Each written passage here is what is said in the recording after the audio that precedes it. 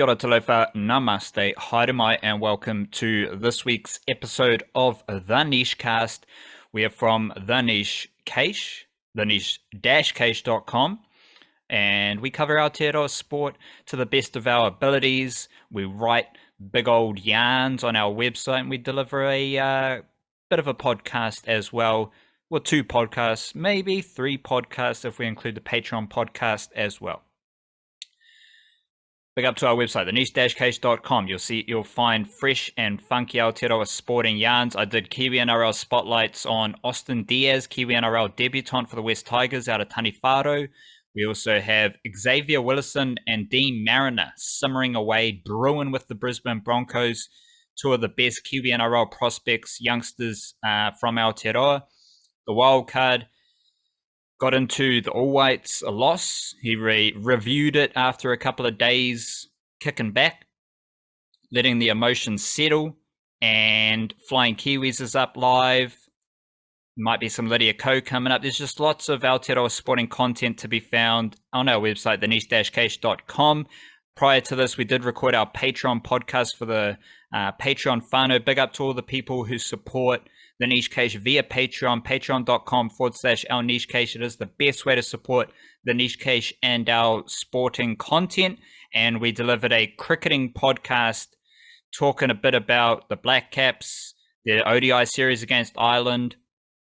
We also stretched out into some Warriors and Phoenix stuff as well. But that podcast is live by the time you're listening to this. So check that out if you are a member of the Patreon whānau.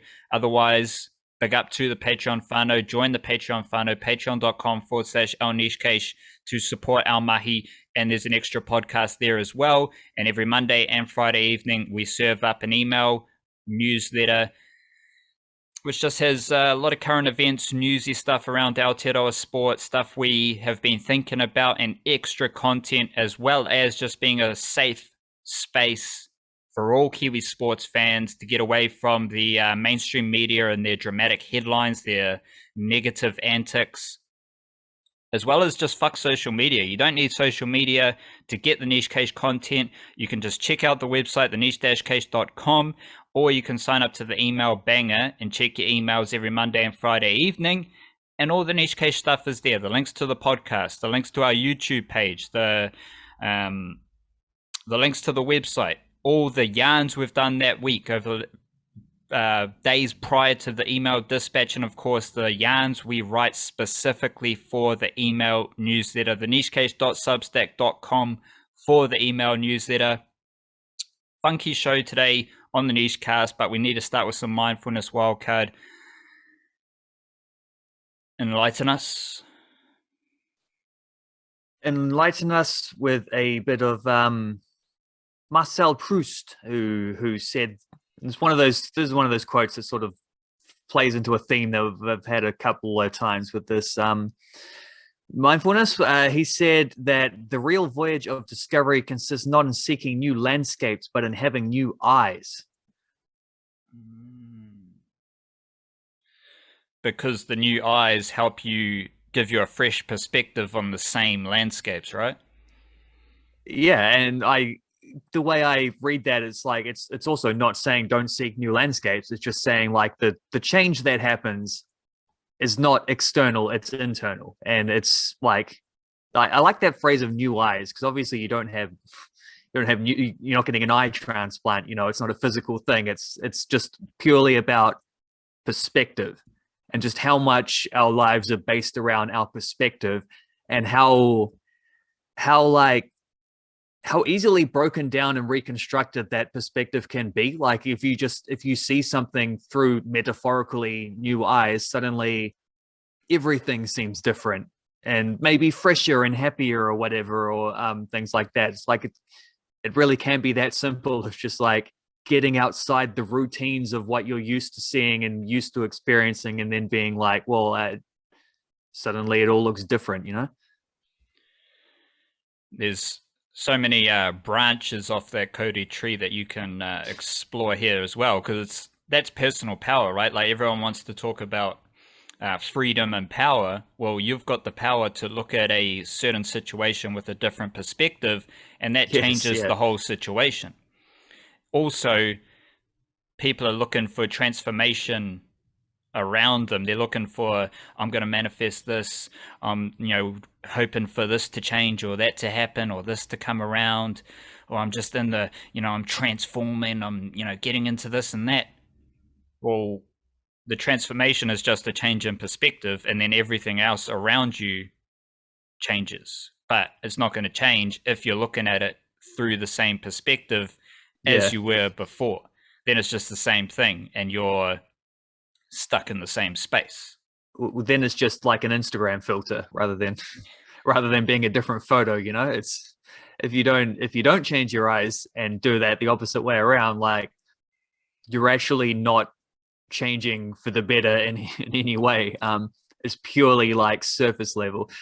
I've always wanted to read Marcel Proust wrote like it's called In Search of Lost Time. He wrote like one big novel in his lifetime, but it's 7 novels worth of novel. So it's like over 2,000 pages long, like, longer than the Bible kind of thing. I've always wanted to read it, but it's always felt like such a daunting task. I've never quite got around to it. So one day. Yeah, we're all about like practicality, accessibility, and just doing like, because my one thing I try and like focus on is just doing the bare minimum. Instead of thinking about grand ideas to how to get better, what's the bare minimum I can do consistently? Reading 2,000 pages isn't part of that. So I wish you well on your endeavor to read that book, but I'm not going to recommend anyone else read a 2,000-page book of mindfulness that can be quite wordy, I would imagine. Yeah, I'm guessing there's 1,000,000+ words in that bad boy. So I'm sure it's worth it. I'm sure there's plenty of great French philosophy and lovely, storytelling and whatever going on. But I don't know. Maybe the way to look at it is like it's 7 different books rather than 7 parts of one book. It's 7 books, because reading 7 books over the course of a couple months isn't so daunting suddenly. I don't know. On behalf of our listeners and our audience, I look forward to you interpreting and you doing the mahi. Yeah, you do the mahi and we'll tune in.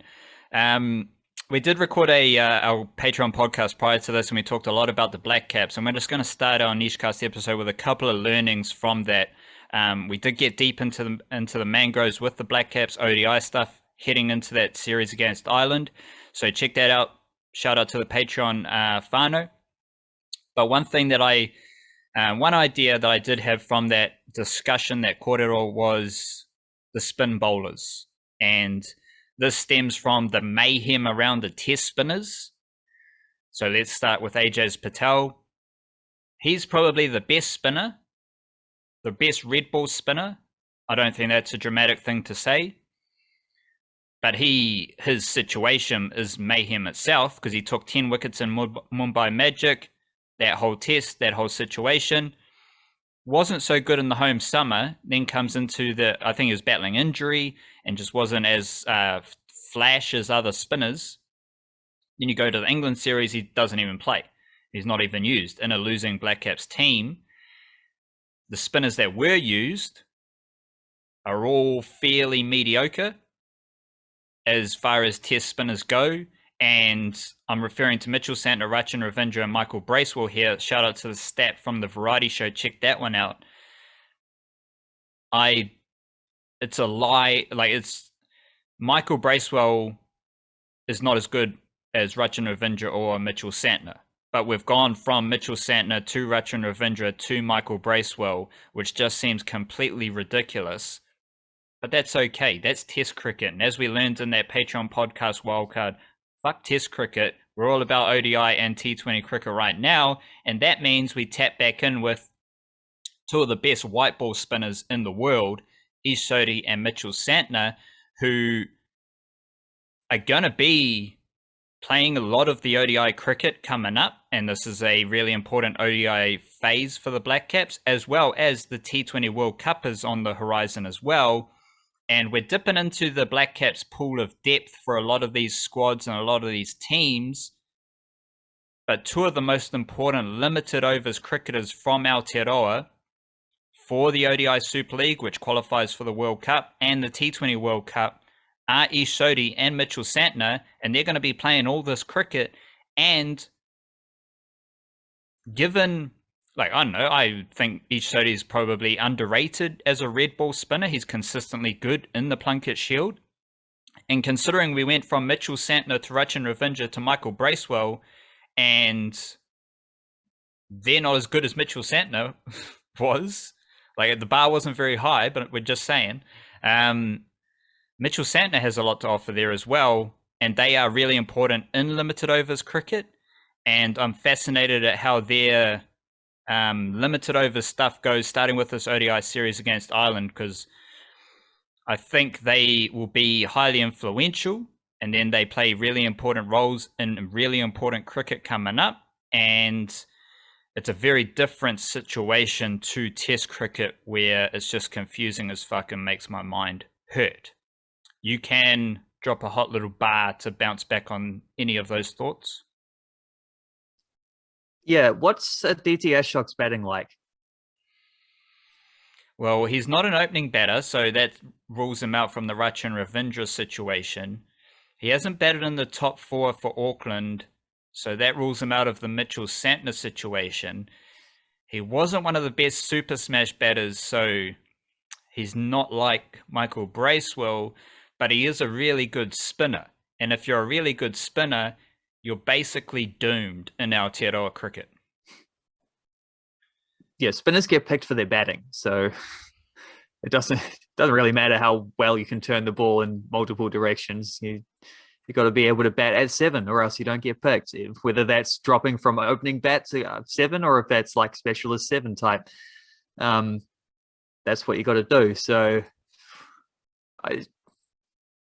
Aotearoa's batting is better than people realize as well. I'll just leave that out there. The last time he played a test match, he batted all day and saved it against England. He's got a couple of test match 50s. He's certainly, he's not as good of a batter as Mitchell Santner is.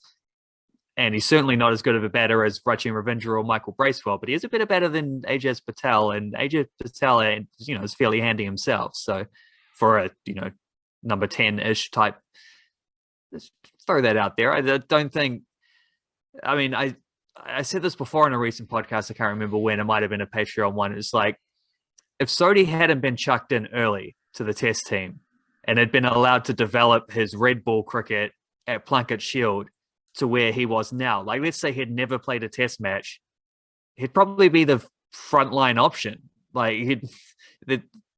the fact that he's played and been discarded in the past kind of means that he doesn't seem to be considered. It's like, if you're picking him fresh with no baggage, he'd be knocking on any test match squad door sort of thing, which I think is a weird one. I think it's a strange situation that they've gotten into, but they recycle spinners so quickly, it'll come back around at some point, I'm sure. Same can be said for Mitchell Santner, because he was thrown into international cricket as soon as possible. And like, Aotearoa doesn't know how to develop spin bowlers, and Aotearoa also doesn't know how to use spin bowlers, which is like White Fern's well-being. Like, it's just not a good sign. Like, if you just view it through that perspective.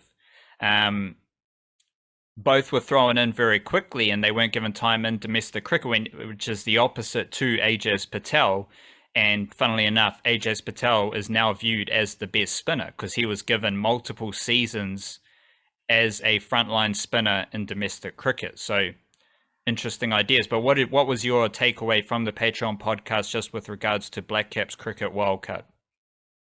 Well, the main one is just the return of ODI cricket, because there's been so little of it. Like, they've only played 6 games in this ODI Super League. I'm trying to think what else they've played since the 2019 World Cup. There was one ODI against Australia, which ended up being for nothing because they cancelled the tour. Right as COVID hit. You remember they played like a closed door game in Australia. I think there was a 3-game series against India as well, which was like Kyle Jamison's debut. I think there was, because I remember going to one of the games at Eden Park, so it must have happened. I'm sure that was since the first wave, since the 2019 World Cup anyway.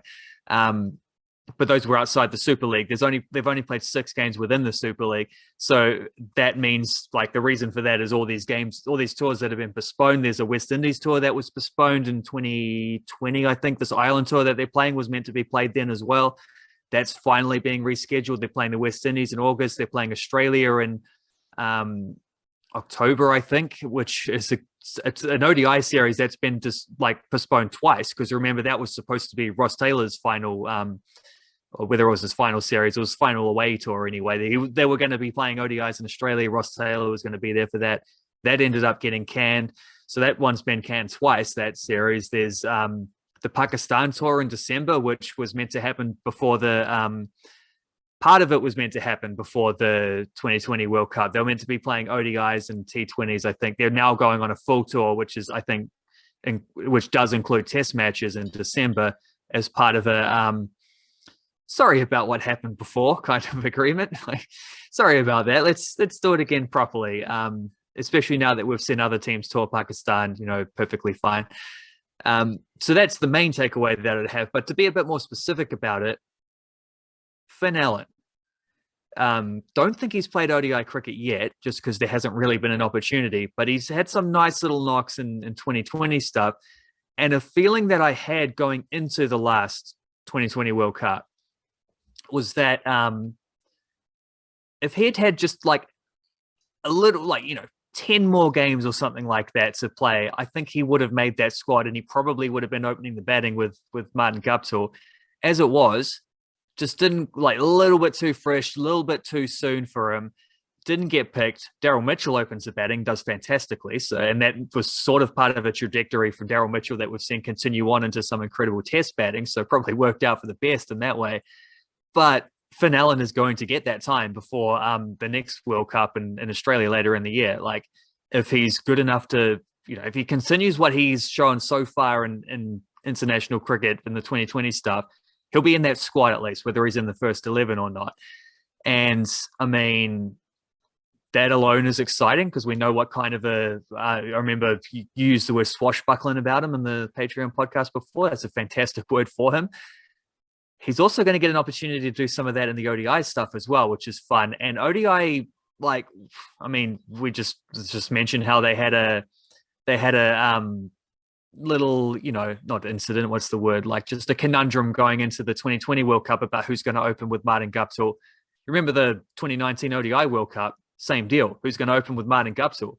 Colin Munro gets dropped a few months before the World Cup, but then gets recalled for the World Cup itself.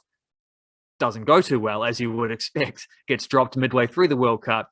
Henry Nicholls comes in. Henry Nicholls scored a 50 in the final. I think he might have even top scored in that innings. Like, he's actually done really quite well as an ODI opener ever since.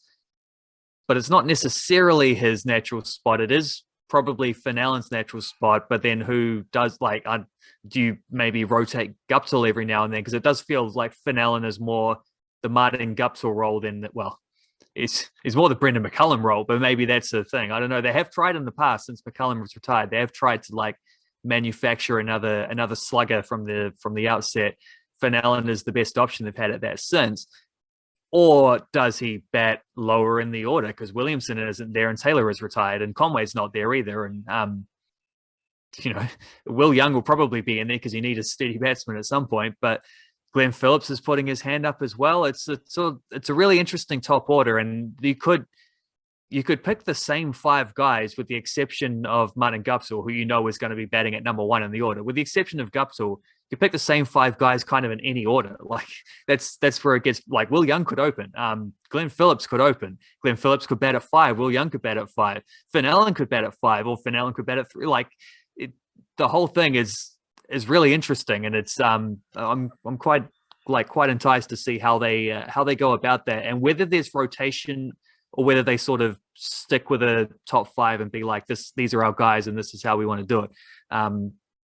Tom Latham as well. Tom Latham probably will bat at 5 himself, actually, so it's more a top 6 that we're talking about. So that's where, that's a really funky top order sort of swing that we've got going on here. In order to figure out a few things as well for when guys like Kane Williamson, Devon Conway comes back, because there's probably 4 guys competing for 1 or 2 spots in the batting order once a full strength 11 is available. 3 ODI games against Ireland, and what's the line for Finn Allen's strike rate? If it's less than 100, he's not doing his job. So Finn Allen's going to have a strike rate over 100 at the end of the series. I'll go Yeah, with I that. think the bigger question is more how many runs does he get? Like, does he score over 100 runs at a strike rate above 100 over the course of 3 games? I'm sure he'll play at least one game. So, yeah, well, that is something though. The strike rate thing, I'm pretty confident in predicting. The run scoring thing, don't think I got that in me. I don't think I can Nostradamus that one. That could go either way. Hence, I didn't ask you about the runs. That's Yeah, we keep it. I don't know how we keep it. I do want to do a couple minutes here, wildcard, just on the Black Sticks because they are at a please. World Cup. There is a Hockey World Cup happening right now for the women's side of things, and the Black Sticks women are low key trucking along quite nicely. They had a draw against China, and then they had a victory over England, and this puts them first in Pool B. And I did drop a hot take about the Black Sticks and New Zealand hockey dipping away during the pandemic, and so I'm quite intrigued and a bit surprised as to how the first 2 games of this World Cup has gone. Extremely chaotic Aotearoa sporting times right now, wildcard. So forgive me for not quite diving into this World Cup as deep as I may have, but I think I will do some more like written yarns, preview their knockout fixtures after pool play. Just need to learn a bit more about the team and how they're playing and what's happening there. 4 teams in each pool. The top 3 teams qualify for the next stage. So basically, the Black Sticks women could finish third in their pool of 4 teams and go to the next stage. But obviously, if that happens, you're playing. I think the top team qualifies directly, and then second and third have crossover fixtures.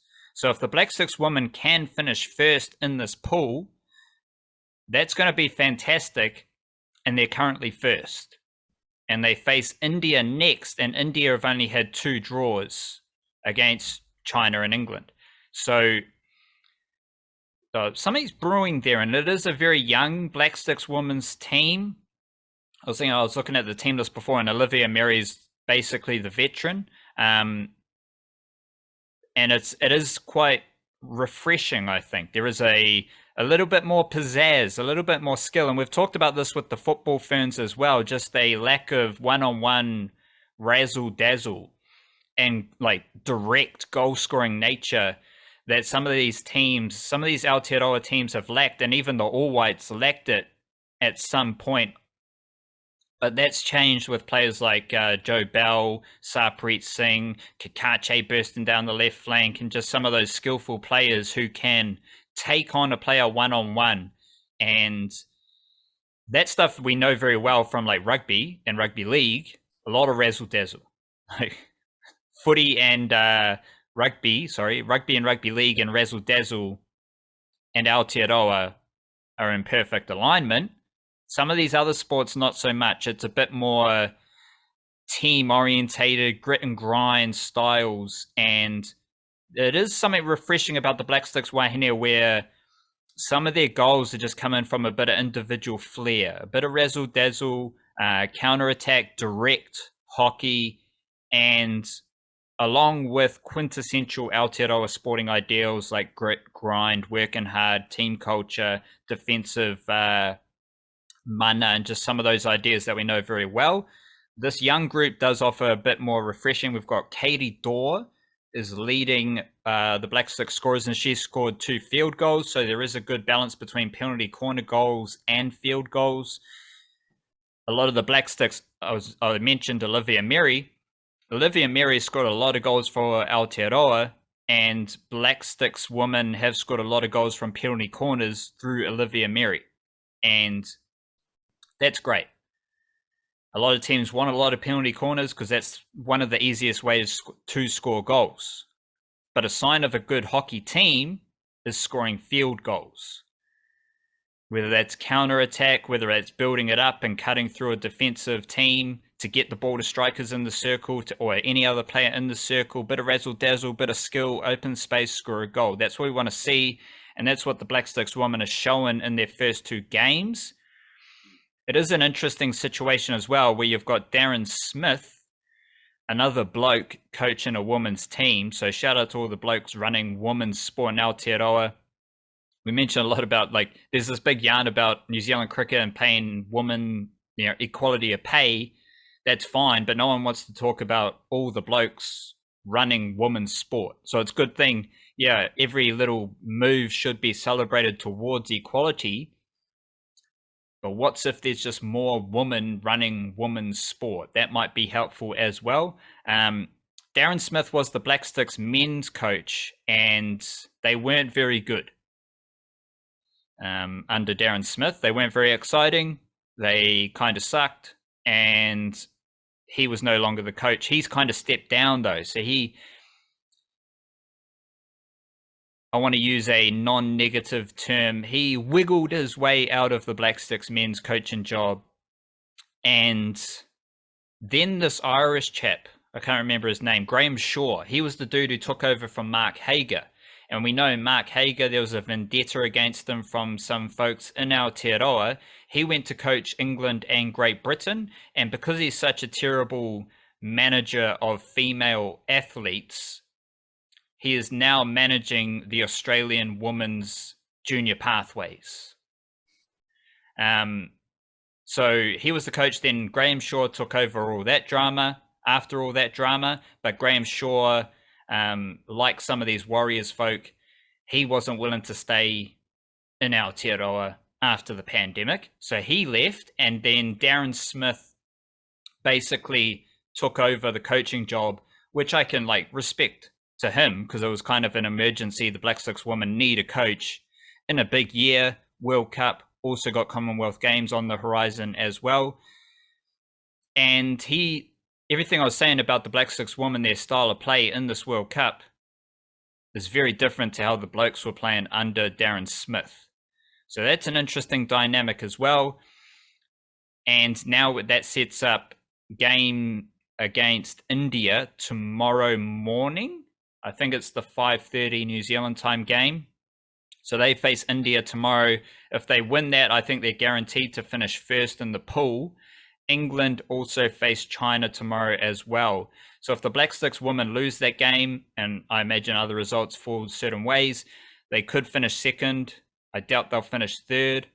But if they defeat India, then they've gone through this pool undefeated. And I wasn't expecting that. And that, combined with a slightly more exciting style and a lot of young players, makes for an intriguing little setup there with the Black Sticks women. So that's just how things sit right now. Big game against India tomorrow. And after this pool play is finished, I think I'll check in ahead of the knockout game and just do a big yarn about Black Sticks women at this World Cup. Just trying to work that out off the top of my head. I think, so if they've had a win and a draw, India's had 2 draws, which would mean that China has had 2 draws and England has had a draw and a loss, I think, right?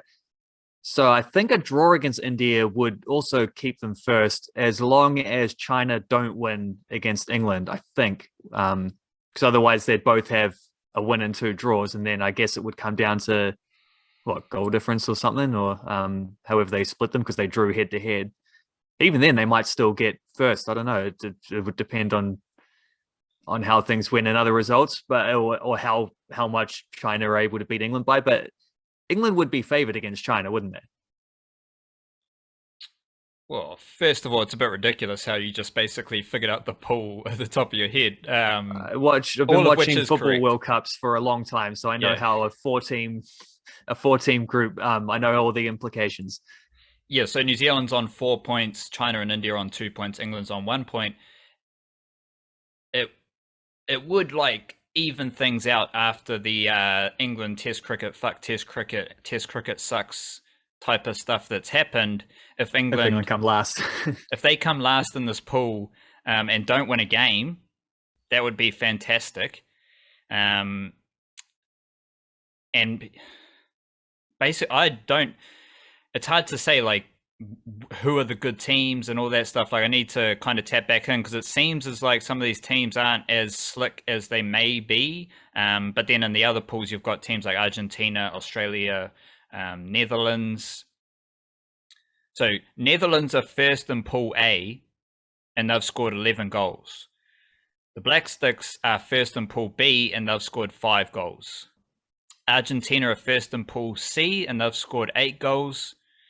Belgium are first in Pool D, and they've scored 7 goals. So basically, those teams are all, I would say, are better than New Zealand, just straight up without doing too much research. But this may just be falling New Zealand's way, just with the strength of their pool not quite being as good as other teams. So interesting stuff.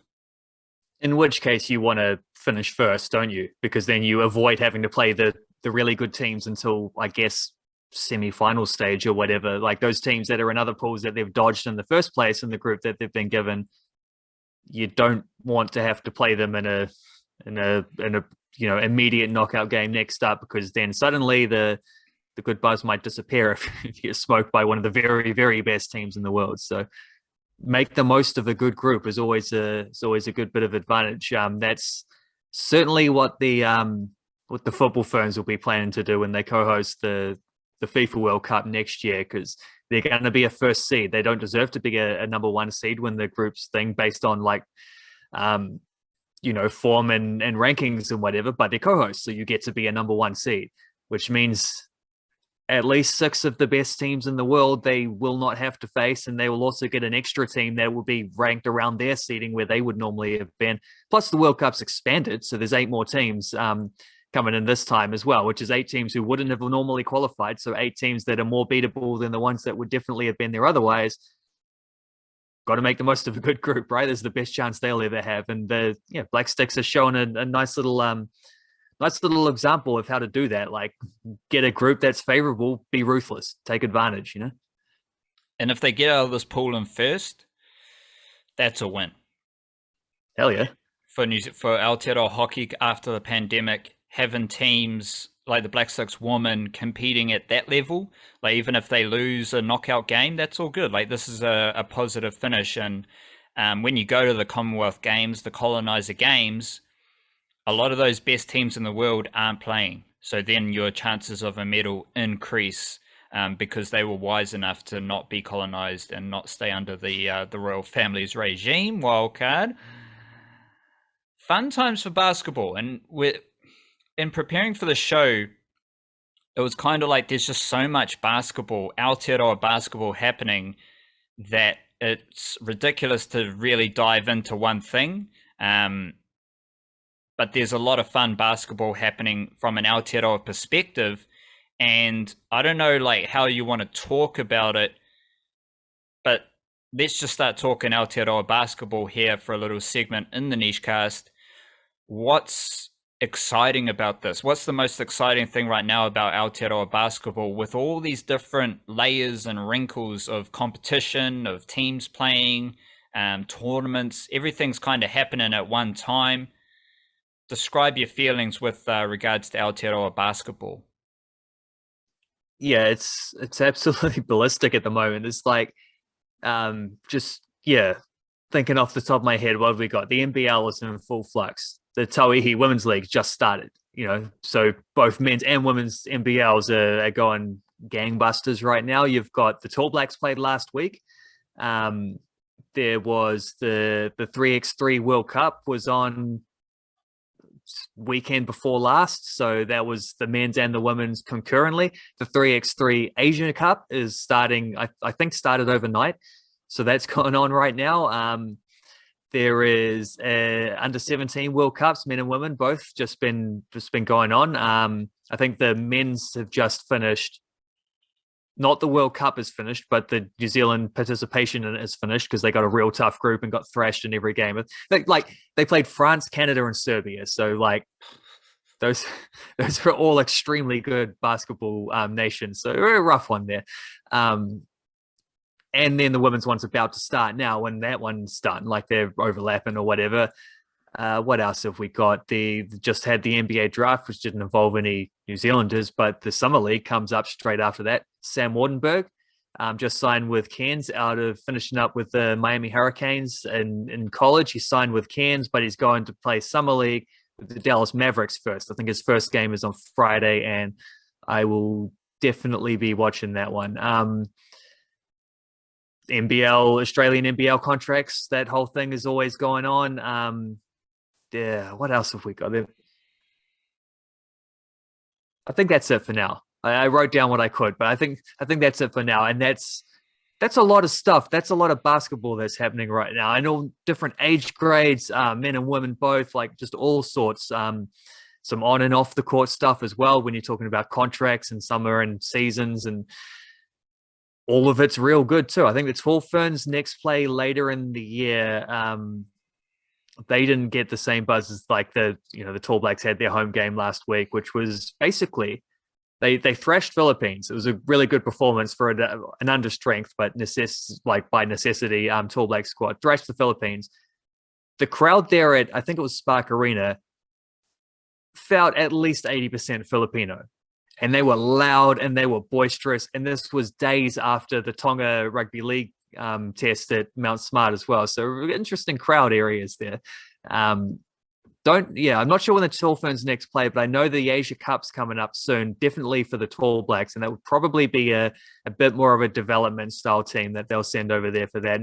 That won't be full strength either because it'll clash with other pro stuff, but that is also on the horizon. So there's just so much basketball going on.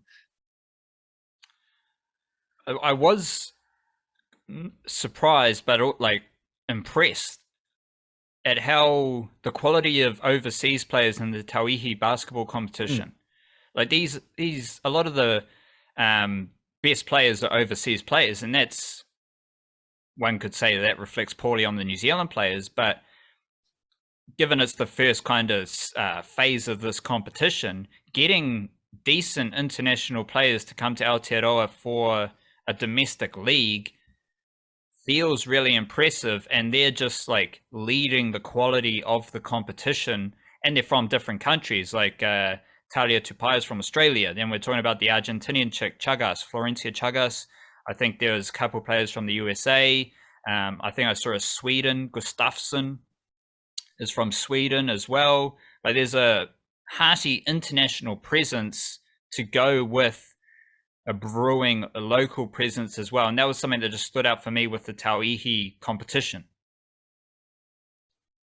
Yeah, I tend to agree with that too, because there's always that sort of balance between local players and overseas, and you kind of don't want the overseas players coming and just dominating everything. It's not necessarily the best reflection, but also I wouldn't say that's what has happened so far either. You've got international players who are coming in and being, in many cases, amongst the best players, but that's the point. And then they raise the standard for everyone else around them, especially when you've got a young playing base for the most part as well. And it is the first season, like you say, of this league, and of the old Wahine basketball being of this level of professionalism in this country as well. I just think it's all good stuff, and anything that adds to the standard of the game is going to be beneficial long term for sure. As you were describing it, I kind of had a thought, because I was thinking about like Sean Marks. He's in the NBA. We've talked about his wheelings and dealings and his situation. Didn't mention him, I forgot. But he is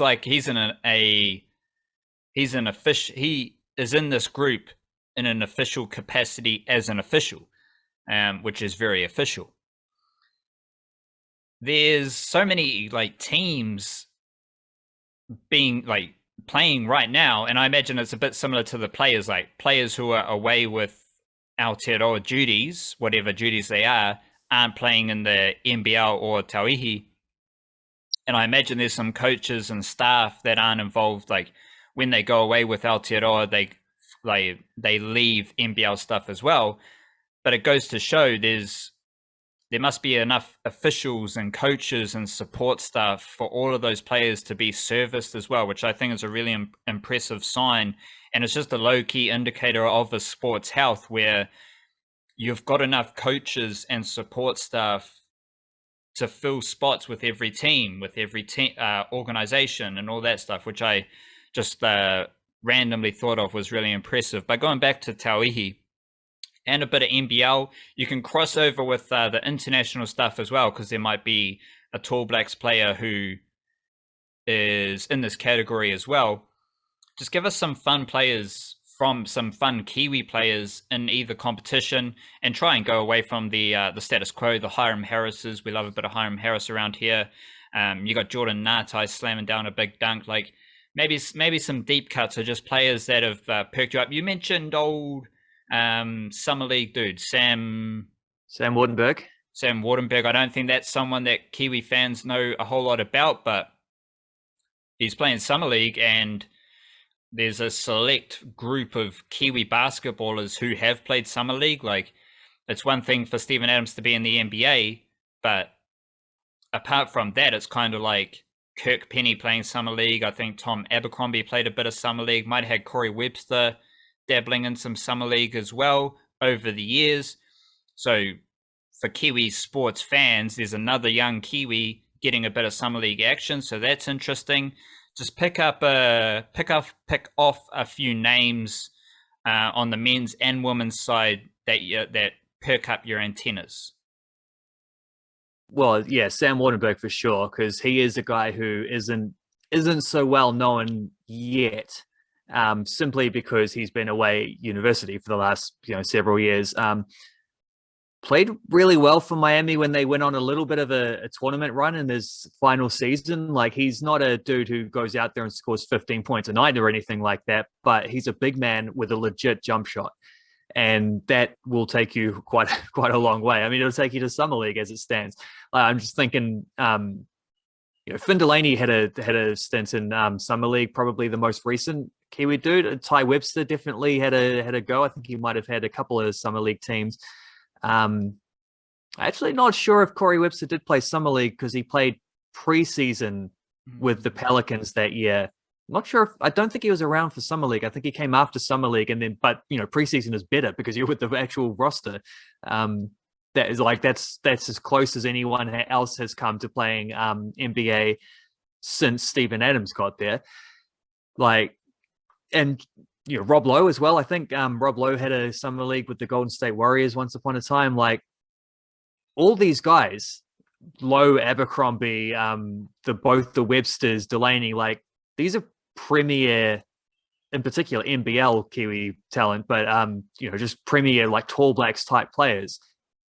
Sam Wardenberg is going to the summer league, following in those footsteps, and with the Dallas Mavericks as well, who Delaney went with the Mavericks. I think Ty Webster might have played some with the Mavericks. For whatever reason, they seem to be a team that their international scouting is just a bit better than others. I don't know, but they seem to be a team that's a little more open to, like, because Wardenberg wasn't on the summer league roster at first. And I don't know what the difference is. It was like they named a 13-man team, and then like 2 days later they added, and they named it like a corrected roster type thing. And then I was looking at that, and then because I knew Wardenberg was in there, and I was just looking to see what the reaction was. And like the first reply I saw on Twitter was like, what's changed? And then the Mavericks official account being like, we've added 6'7" or whatever he is, 23-year-old, however old he is, New Zealand forward Sam Wardenberg. Like, okay, cool. But it's like they made a song and dance about it, and he was the last man added to the roster, but he's in the roster. That's an experience that he's going to get, and I'm quite excited to see if he gets any minutes and how that might pan out. The company that he puts himself in just by getting onto a summer league roster is pretty hefty. We've seen what all those other guys have gone on to achieve, and that's the kind of pedigree that he's setting himself up with. So that is all good things as far as Sam Wardenberg goes. And he has signed with the Cairns Taipans, one of those dudes who was, rumored with quite a few teams. Like, he's the type of player coming out of college, a local player, what would you call it? Like the type of game that he brings is one that will translate nicely to the NBL. A lot of teams would have been interested. Notable that the Breakers, again, weren't able to sign a big name Kiwi guy coming out of college. They've got Dan Fotu, so that's a similar case, but not Dan Fotu, not quite as like not quite as pedigreed as Wardenberg coming out of university, more in the category of like when Yanni Wetzel left, and then Yanni Wetzel also didn't sign with the Breakers straight out, although he did come back to the Breakers and then he left the Breakers, and he's actually just been released by his EuroLeague team. They held him on for the rest of their season. He was signed for the next season as well, but they decided not. They had like an out clause, and they've got out of that one. They didn't want to keep him around because whatever reason. It all seems a bit stink for Wetzel. Like he joined a team with like 20% of their season left. They'd already been knocked out of the EuroLeague and is expected to just be amazing off the bat. And obviously wasn't, because you gotta have some level of like adaptation process going on there, and didn't work out, but I'm sure he'll find somewhere else to go. And I would hope he stays in Europe, because he wanted to leave Southeast Melbourne initially to go play in Europe, did leave the Breakers to go play in Europe. I hope he can find like another stint, hang around there for a wee while. Ty Webster's also a free agent after he did play EuroLeague. He was with the EuroLeague team, and he was there from the start of the season, actually got to play games. So, but he's been released too. Zalgiris, I think the team's name is, from Lithuania. So a couple big name free agents there as well, just to chuck on top of all the other stuff that's going on in Kiwi basketball at the moment. But I am, very pumped to see what Sam Wardenberg does in Summer League, and then also beyond Summer League, which presumably will probably be back with the Cairns Taipans. I think he's a good shout for like a Rookie of the Year contender, I think, for NBL. And if people haven't got to know him yet, they will get to know him soon. Like he's got a slick jump shot, and that's going to translate nicely whichever league he plays in at whatever level. I have some Warriors notes here, Wildcard, stemming off recent events. I just want to throw them out there, and then I'll give you time and space to drop a line or two on each idea. Let's start with the Warriors are in survival mode. And I just want to make that clear that everything the Warriors have done up to this moment is survival. And we're just kind of treading water until they can get to a more even playing field. And that sets up how we frame everything about the Warriors.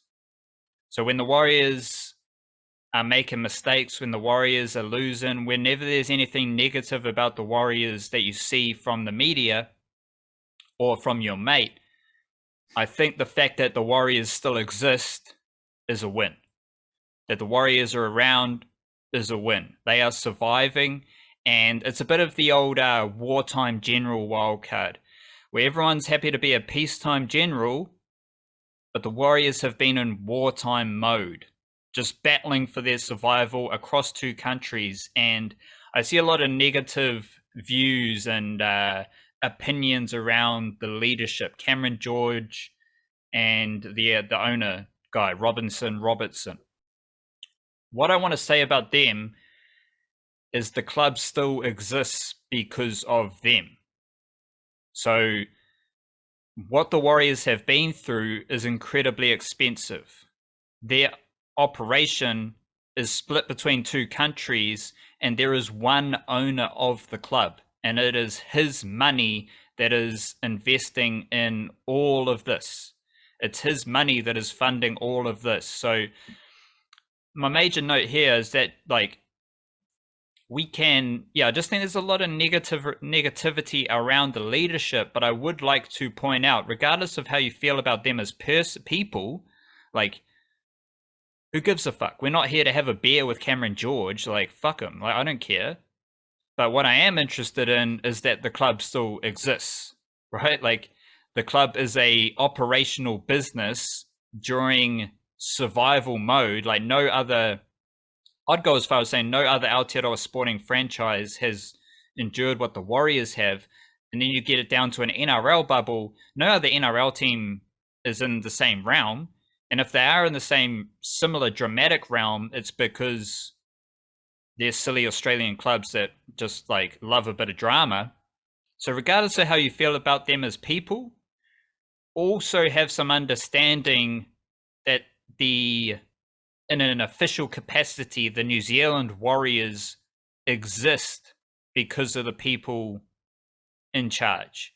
and they are still here, still battling through survival mode, trying to get into an off season and into next season with an even playing field because of the leadership, because of the people that are in charge.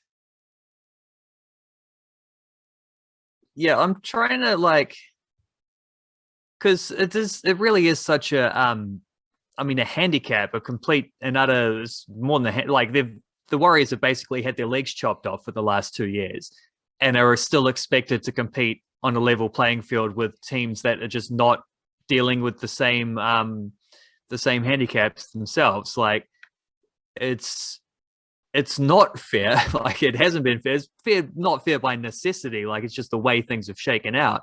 But I keep thinking about because people will say things about maybe the Warriors should just get all home games next season, kind of thing. I don't actually know if that is the best thing for the Warriors competitively. Like, what are you going to sneak into finish 8th because you've got all these home games and then you've got to go away and face the Melbourne Storm or something when you haven't played away from home all season? I don't know if that helps. I have been toying with the idea of maybe 75% home games over the next 2 years. And I'm not just talking about Warriors here either. I'm talking about Phoenix and Breakers. I think should be in this exact same category. I just can't see that happening in a way where the NRL, for example, would think that's a fair thing on a sporting merit, even though it kind of would be, because you've made them play away from home. You've given them the equal opposite, negative version of this. Well, what about giving them the positive version? It's you can't have one without the other. But maybe more beneficial would be some kind of scenario where they either get an expanded salary cap or maybe a subsidized salary cap, like the NRL will somehow cover a certain. They wouldn't do it, but it just sort of seems like this kind of thing is, I don't know. It's really easy for other NRL, personalities and teams and players and whatever, media talking heads and what, to sit there and be like, congratulations to the Warriors on their homecoming. It's been so great. It's so wonderful to see them back. They deserve it. They've gone through so many hardships to keep this league afloat, and we all owe them. It's easy to say that, but is anyone going to do anything about it? You know what I mean? Is anyone going to try actually recompense them in some way? I suspect not. But that only adds to what you're saying about the difficulties of keeping them afloat during this time, and the fact that has actually happened, and they've got to a point where they've been able to return to Mount Smart. That is an achievement in and of itself. From what you said, the Warriors just need normality. Because any handouts, any change in the Warriors' favor changes the equation to where there is a greater expectation for success. And I think we just need some normality where there's no change in expectations. Because again, what did we say in the Patreon podcast about this volatility, about England cricket going up a super high trend and that's going to bounce back? I think we just want some sense of normality with the Warriors as opposed to the ups and downs. But you took my point in a completely different direction. I'm just saying, one dude owns the Warriors, and it's his money that has kept the Warriors afloat. So regardless of how we feel about him as a person, the Warriors exist because of him, right?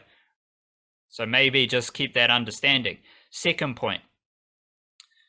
This is we've had this has appeared a few times in the Niche Cage content. Are we sure Reece Walsh is that good? And I'm just asking the question. Are we sure Reece Walsh is that good? I'm just curious to see how that plays out over the coming years, and how that pans out for the Warriors and the Broncos, which I think will be quite interesting. And that flows into another idea here, Wildcard, that we did mention on the Patreon podcast, and these are intertwined. Because the Warriors are in survival mode, they have to try and maintain a roster. because of external events, aka the pandemic, players left the Warriors because they wanted to take care of themselves and their family, and that's impressive.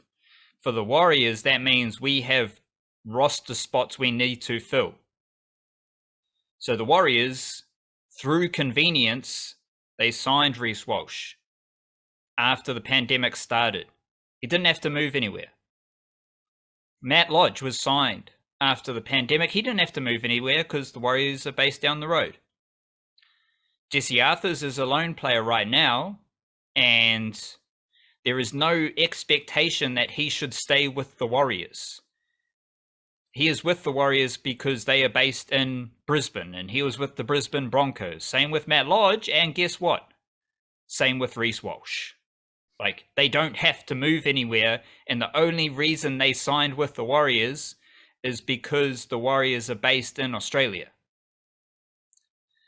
Same goes for Nathan Brown. He started as coach after the pandemic started. Obviously, Stephen Kearney's situation played out, and the Warriors needed a coach. They were based in Australia. Nathan Brown took on that gig. And then, of course, Phil Gould. He took up his whatever the fuck role he had with the Warriors after the pandemic started, when the Warriors were based in Australia, and then he left they all left before the Warriors returned to Aotearoa.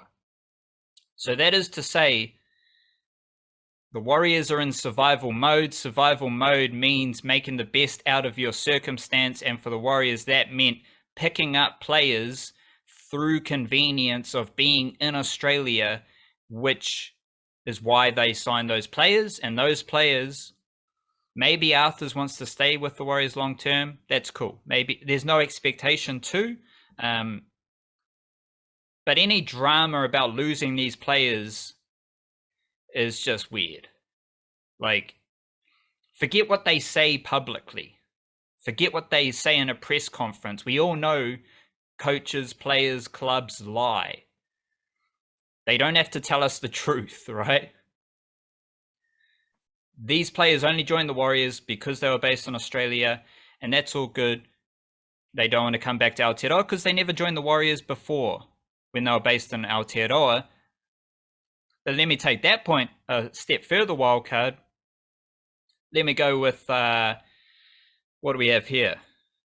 5 players, 5 Australians who are signed to the Warriors for next season. 2 of them have already signed with the Warriors and have signed for longer. Mitch Barnett, Luke Metcalf, Freddie Lussick, Ronald Volkman, Dylan Walker, they're all Australians who will come to Aotearoa. So any idea about Australians not wanting to come to Aotearoa, well, I've got more Australians wanting to come to Aotearoa than the Australians who don't want to come to Aotearoa. So that idea doesn't work, right? And then you've got the signings of Shans Nickel-Klokstad and Maratinea Corey, 2 decent NRL players. So they obviously are returning to Aotearoa. But it's all a very kind of messy situation that just plays into the idea of survival mode. Players join the Warriors out of convenience for both parties, for the player, for the club. And also, there are more Australian players who want to move to Aotearoa than Australian players and people combined who don't want to go to Aotearoa. So how can we say, oh, there's this big drama about Aussies not wanting to move to Aotearoa when there's more Aussies who do want to move to Aotearoa, right? Yeah, it's almost like what happens in the pandemic stays in the pandemic with some of these signings. Like,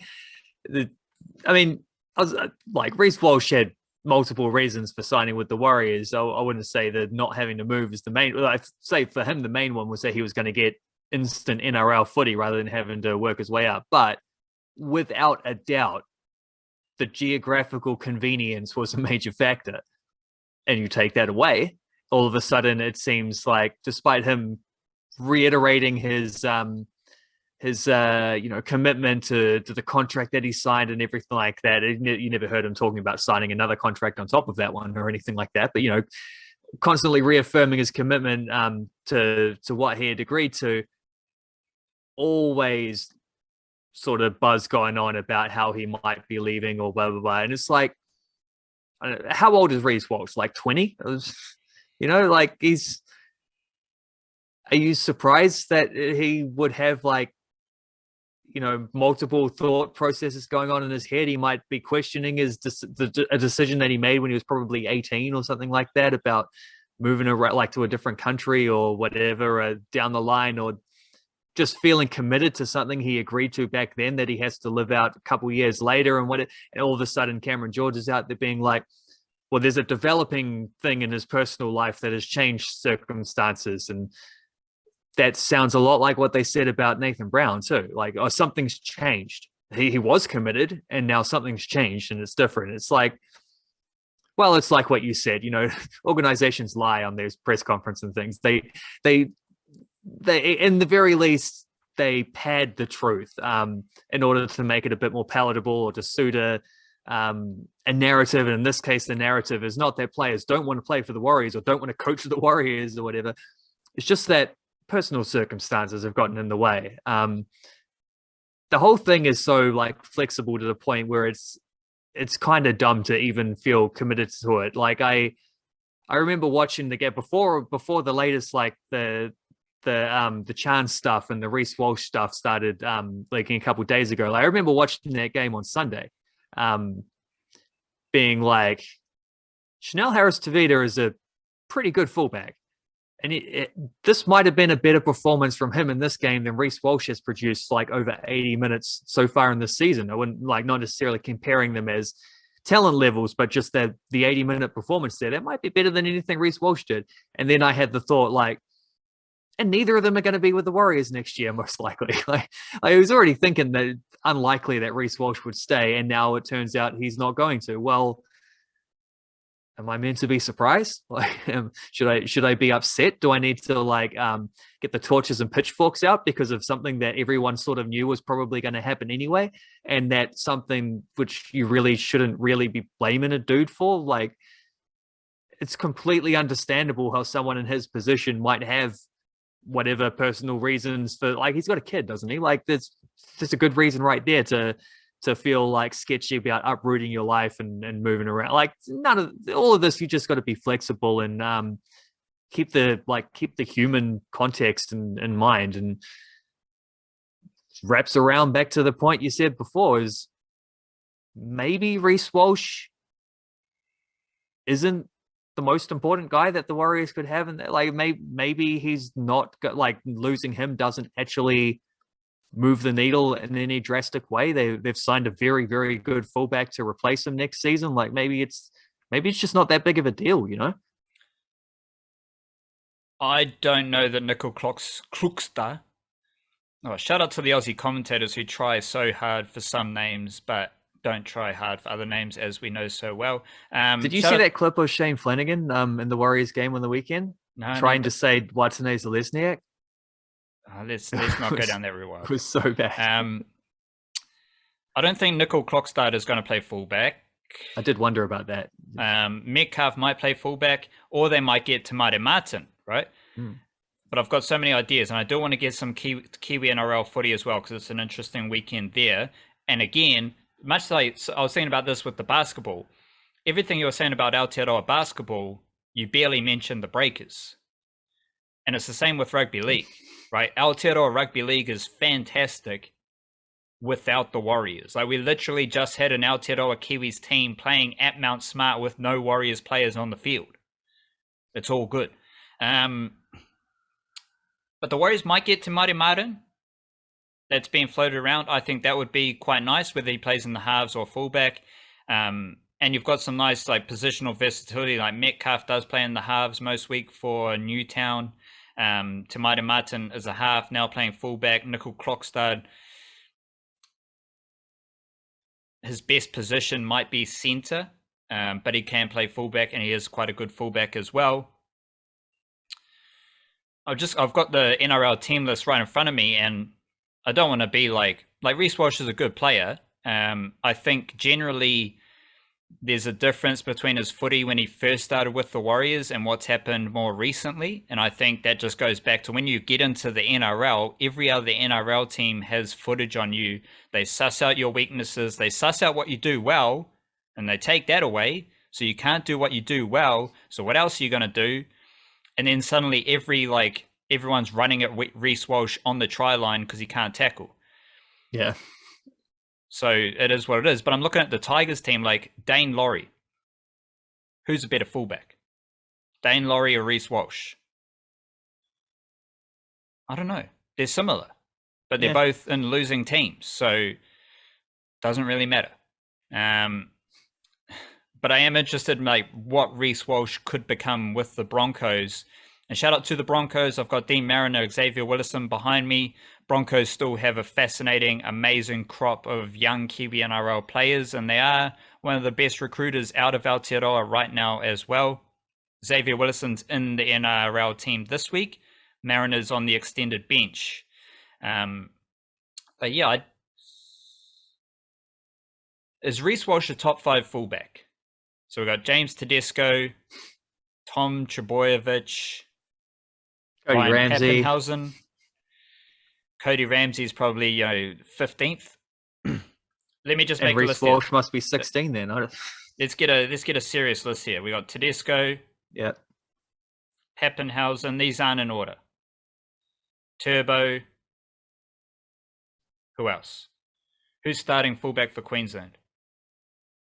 I haven't watched a second of State of Origin this year. Me neither. I can look it up. I wrote about this in an email. Is Reece Walsh better than Jaden Campbell, the Titans fullback? I don't know. Reece Walsh was called into the Origin squad and Jaden Campbell's injured. You've got Brimson. He's a decent little fullback, but plays in the half because Jaden Campbell's in the at fullback for the Titans. Kalen Ponga is fullback for Queensland. Kalen Ponga's there. Dylan Edwards, he's a better fullback than Reece Walsh. And if we just pull up the team list, Clinton Gutherson, probably a better fullback than Reece Walsh. Latrell Mitchell, definitely a better fullback than Reece Walsh. Pappenhausen, Will Kennedy, he's probably better than Reece Walsh. Te Maire Martin, is he a better fullback than Reece Walsh? I don't know. I'm from Aotearoa, so I say yes. So yeah, that's just a good bit of Reece Walsh chat there. What about Matt Duffy? Well, because I think Reece Walsh is definitely better than Duffy, but they're an interesting comparison because in a lot of ways their strengths are really similar and their weaknesses are also really similar. The difference is Matt Duffy's not playing NRL. Well, he's played more games than he's missed this year, but there's definitely a trajectory there. Like at the Bulldogs, there's definitely a trajectory. The Bulldogs view Jake Averillo a better fullback than Matt Duffy. And then again, the Warriors, this is not the truth. The Warriors view Chanel Harris-Tavita as a better fullback than Reece Walsh. So maybe they're far more similar than they are apart. Yeah, that's what I'm saying. Like Reece Walsh is a better version of that type of player. But Matt Duffy, in some ways, is a cautionary tale of like, if you can't learn to tackle, and if you don't, I mean, Reece Walsh has got a nice step, so he can maybe get through the line a little bit more of like running kicks back or whatever, or you could just do the thing of pass every time it comes to you. But like Matt Duffy, every time he runs it back, he's so quick, but then he gets hit and thrown back 20 meters, like picked up and dragged back, like. Reece Walsh will have a better NRL career than Matt Duffy for sure. And Matt Duffy had some great moments, like sizzling attacking player when he's on form. But the cautionary tale aspect, I think there's something in that. And the Warriors have struggled to score points with Reece Walsh in the team. So when Reece Walsh came into the NRL, he was like setting up tries with his like cutout pass and all his like little moves down a extra man fullback play. Well, when NRL teams see footage of that, they adjust. And then it doesn't work out so well and the Warriors don't score as many points. Quick, one last Warriors thing here. Just everything is about next season. The Warriors are going to be shit this year. Don't worry. Like, regardless of whether they're playing at home, away, they're going to suck. They're going to be shit. No expectations. But the players they've signed for next season, Nickel Klokstad, Niokore, Barnett, Metcalf, Lussick, Volkman, Dylan Walker, maybe Tamari Martin. They're all decent players. And then we're looking at next season with the players that the Warriors have now. And so watch the Warriors with next season in mind. That's going to be my consistent message to Warriors fans. Not to mention a new coach as well. Maybe. They might get a new coach at some point. Kiwi-NRL footy, just quickly here to finish the podcast. Wildcard. Big game to start the round. Sharks versus Storm. Sharks, Ronaldo Mulatalo on the wing. Britton Nakora re-signed with the Sharks as well, so he's stuck around. Braden Hamlin-Uele is back, and hopefully he can get some footy, because I think he is an Aotearoa Kiwis caliber player, and if you add Braden Hamlin-Uele to that Kiwis forward pack, whew. Shout out to the Melbourne Storm. The numbers here, wildcard. Number 7, Jerome Hughes. Number 8, Jesse Bromwich. Number 9, Brandon Smith. Number 10, Asafa Solomona. Number 12, Kenny Bromwich. Oh, this is a really interesting. I think this might be it's a bye round. Oh, it's still a Thursday night game. Thursday night, juicy Kiwi-NRL matchup. Sharks versus Storm. Love that one. Knights versus Rabbitohs. Apart from Leo Thompson with the Knights, who cares about that game? Tigers versus Eels. The Tigers suck. Funnily enough, the Tigers suck after firing Michael Maguire. So we can learn from that. Maybe the Tigers just suck and it's not Michael Maguire. The Tigers still have Stafford Toa, Kemamalo. Fa'amanu Brown is suddenly starting at hooker. He was a mid-season move. He left reserve grade for North Sydney Bears. He wasn't signed to the Roosters, but he was playing for the North Sydney Bears. Mid-season move to the Tigers, and now he is starting hooker for the Tigers. So shout out to him. Kauma Tuolangi starting on an edge. So the Tigers team that played the Warriors in Auckland had Tuolangi, an actual Tuolangi, not Murray Taulangi, but an actual Kauma Tuolangi. Stafford Toa, Kemamalo, Kauma Tuolangi, they're all from Auckland. Fa'amanu Brown's from Christchurch. And there's also this dude, Justin Matamua, who might have some Kiwi-NRL links, but he's all in New South Wales representative footy. He was a beast in the Junior Warriors game against the Junior Tigers, and that's because he's now named on the NRL bench.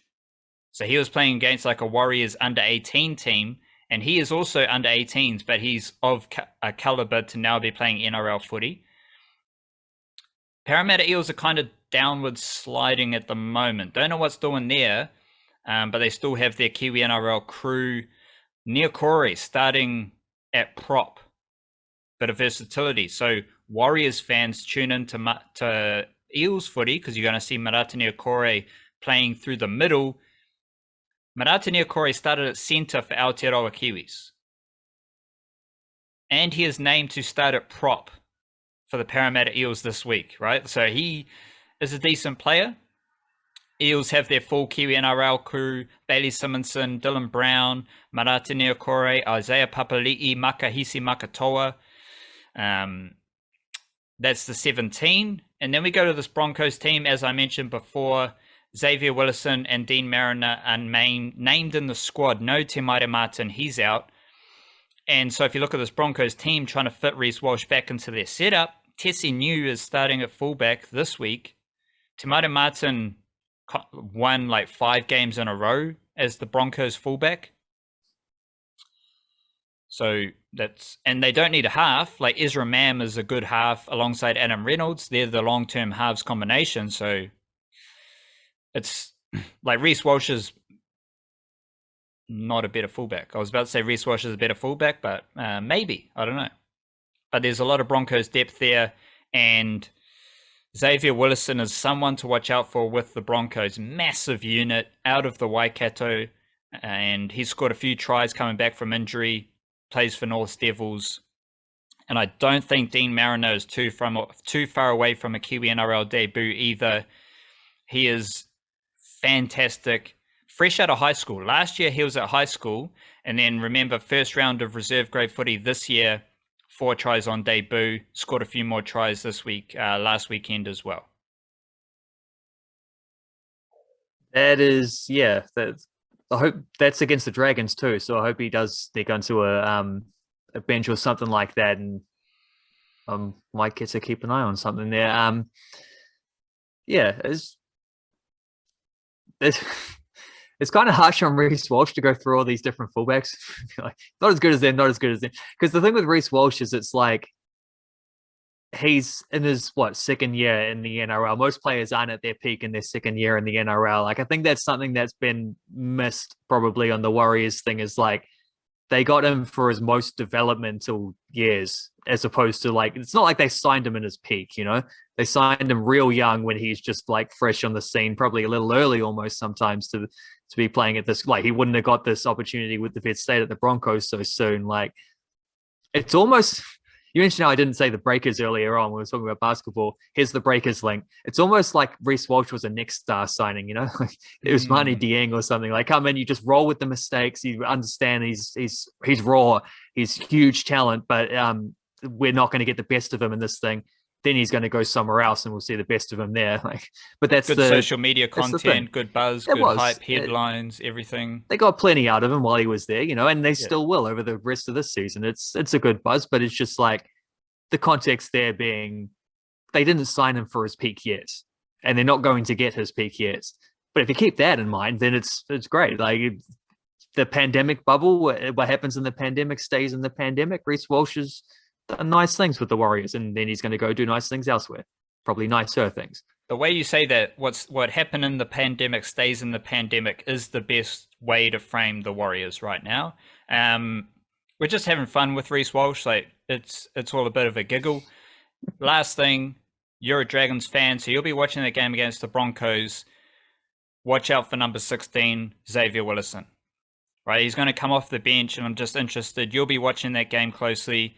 Tune in to Xavier Willison. He is a fantastic young Kiwi NRL player that no one knows about, and he was basically headhunted by the Broncos out of nowhere. So he's a very good player that you should tune into, and that is the Niche Cast. Tell a friend. Hopefully enjoy the content. Subscribe, tune in, tap in, email coming tomorrow. There'll be big yarns coming up over the next few days as well. Kia kaha, stay beautiful, chit-chir.